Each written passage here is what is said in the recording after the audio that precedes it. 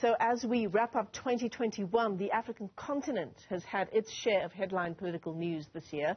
Some of the developing events include the SADC sending a mission to Mozambique to help curb the insurgency in that country's northernmost province of Cabo Delgado.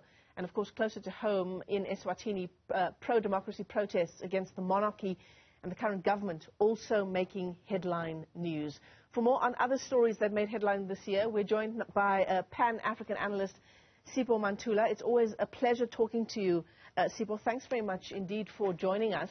I mean, when you think 2021 and the African continent, what stands out for you as perhaps one of the biggest stories of the year? Michelle, Jambo Africa, and a refreshing morning to the viewers and happy Kwanzaa on the 4th day. Michelle, I think what stood out, let's look at the beginning of the year, 11 months ago, the coming into operation of the Africa Continental Free Trade. Remember that it was suffocated by COVID-19 in 2020. So I think if we are planning to integrate Africa economically, this was the first step. The elections in Uganda stood out for me, as you know very well, that there was a confrontation between Bobi Wine and President Museveni. And I think one other aspect that you said, Mozambique, I think before the SADC mission, let's look at South Africa assuming the role of chairing the organ, as well as Rwanda sending troops before us as the SADC mission. You mentioned Eswatini. I think Eswatini became one of the key highlights as well for SADC sending the mission, and we are still waiting for that national dialogue, by the way. So if you think of Eswatini, it was for the first time we see how the communities, the civil society took into the streets and challenged the monarchy in that country. I think another country that one cannot forget, it is Zambia. Zambia before I was about to say. Before Zambia losing those, before Zambia going for the elections, they lost one of their founding fathers, Dr. Kenneth Kaunda. And I think as your TV channel, you were able to capture those moments of Dr. Kenneth Kaunda, his role in the African continent. And like I said to you, Michelle, those for me stood out. I cannot live alone. The conflict in the northern part of Ethiopia. I cannot live in Conakry. We cannot leave Mali. We cannot leave Chad. There's plenty of what we call the highlights, the middle lights, and the low lights in the African continent in the year 2021.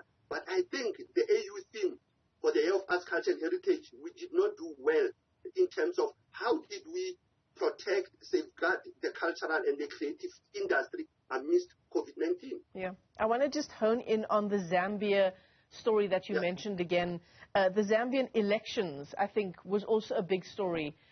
Just in terms of perhaps the surprise outcome when the opposition leader won the country's election, defeating the incumbent. That was a surprising story. Correctly, it was. But remember, Hakainde Hichilema has been attempting several times for that presidential seat. And as well, Michelle, you'll understand that Edgar Lunga was worried as well about these elections. As you know, there were many scandals around the Chinese role in the Zambian economy, and as well as the challenges that was facing Zambia in terms of poverty, in terms of the foreign debt. So coming of Hakainde Hichilema brought some new fresh air into Lusaka and Zambia, and we saw many heads of states, the SADC chairperson, the AU chairperson Tshisekedi, and Lazarus Chakwera descending to Zambia. You know, all of the issues that you've mentioned, and perhaps the ones closer to home, if we think about what unfolded in Eswatini this year as well, it does bring into question, as it always does, the role and the strength of a body like SADC. You know, is SADC doing what needs to be done? Is it even introspecting on what its role should be on the continent?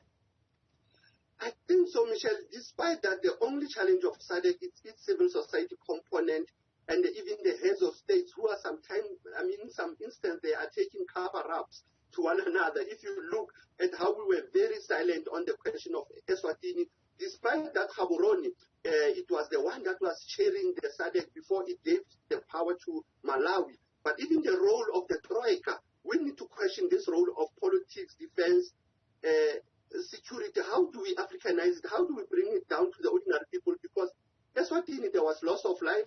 There was an issue of economic sabotage, as they were alleging. We saw from even South Africa, the EFF launching their campaign that they are going to be in the borders of Eswatini. So if I can say to you, the SADC needs to be sanitized in a way that you need a new leadership that will focus on people-to-people agenda, because I think what we lack in SADC, Michelle, they don't have what we call SADC national committees, which brings the civil society.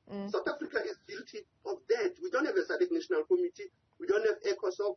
And the SADC becomes a regional body that has to be our hope, our first hope and our last hope on issues of trade, economy and culture and politics. But what I'm asking you, Sipho, is SADC introspecting about these issues? Are they saying, yes, we have failed in our response to A, B, and C, and this is how we want to move forward? Michelle, they do, even if you have what we call developmental tourism of their summit, that they will always have in August. They will always have what we call 2050 vision of SADC. I don't think they are doing enough. Hence, I was pushing the element of the civil society component that is lacking, and as well as the leadership that is not very firm on many of the human rights violations that are happening in the African continent. As I said to you, the peer review among the SADC is very low.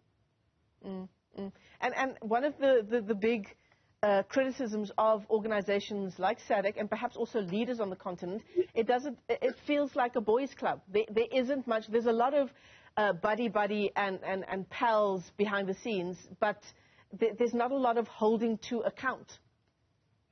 Correct, Michelle, and I think we need to correct even that aspect of the SADC treaty.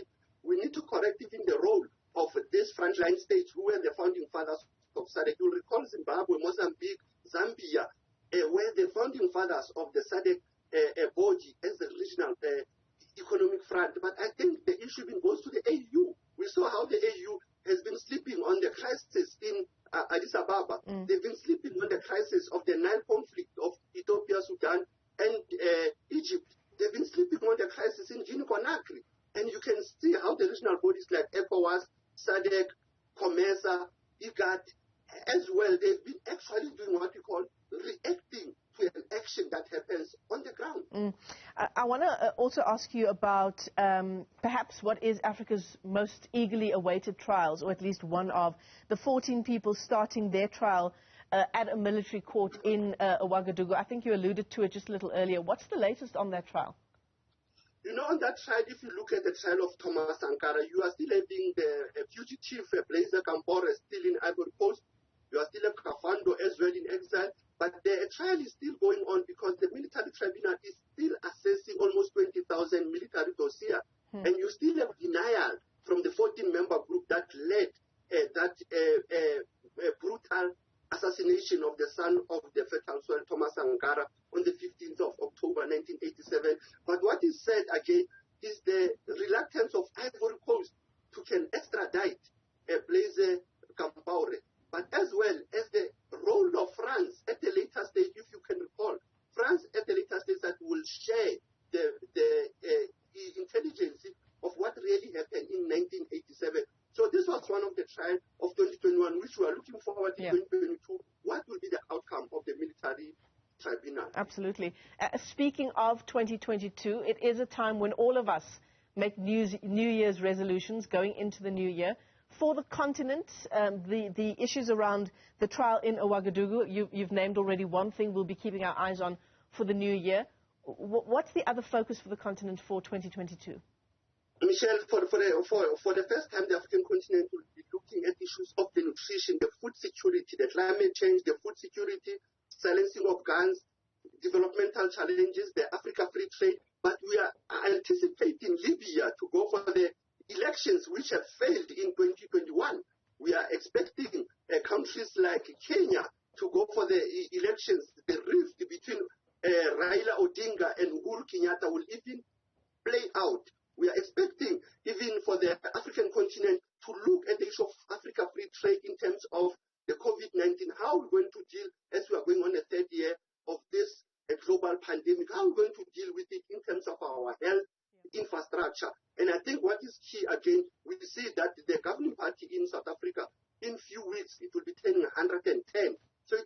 and to look at what will the ANC's China foreign policy in the African continent be. And remember, Michelle, me and you, we spoke about the president's visit to West Africa. Will they implement those tours that they took to Lagos, Accra, Senegal, and Dakar, Ivory Coast? I mean, will they implement what came out of the presidential visit in the African continent? And I think what is key, again, Michelle, is to look at the Africa Cup of Nations. Despite that we did not qualify, but it's an interesting moment that will go into Cameroon in 2022. Yeah, and I'm glad that you pointed it out, Sipho. COVID-19, of course, has been another year of a big story on our continent. Let me thank you for your time this morning as we reflect on 2021 on the African continent. Sipho Mantula is a Pan-African analyst. Thanks very much indeed.